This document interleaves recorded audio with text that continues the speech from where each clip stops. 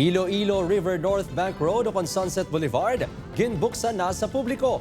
Proyekto, makabulig sa pagpahaganhagan sa kagutok sang trapiko sa Iloilo City. Ini ang gintutukan ni Zen Kilantang Sasa.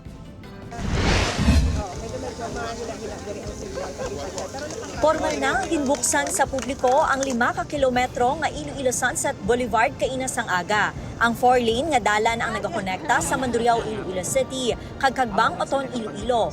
Ini ang nagaserbe man nga alternatibo nga dalan padulong sa Southern Iloilo, kag sa probinsya sang Antique, kag preparasyon sa igapatukod nga Panay Guimaras Negros Bridge. Ang pagbukas niya ang ginpangunahan ni former Senator Franklin Drilon.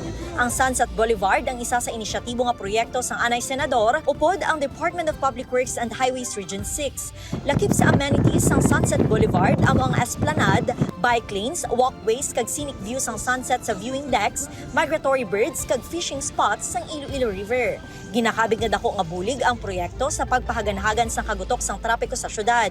More convenient na sa mga commuters, especially sa amon, mga naga-bike to work.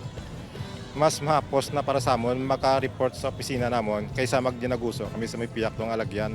Magluwas diri mapasanyog pa ang turismo, ekonomiya sang syudad kag mga kaiping nga kabanwahanan.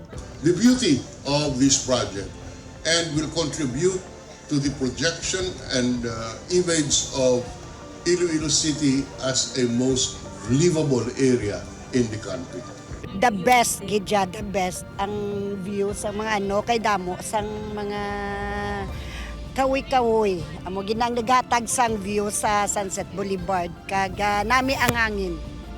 Ang Iloilo River North Bank Road ang ginpondohan sang 2.261 billion pesos sang national government. Upod kay Cirilo Randuque, Zen Kilantang Sasa, One Western Visayas.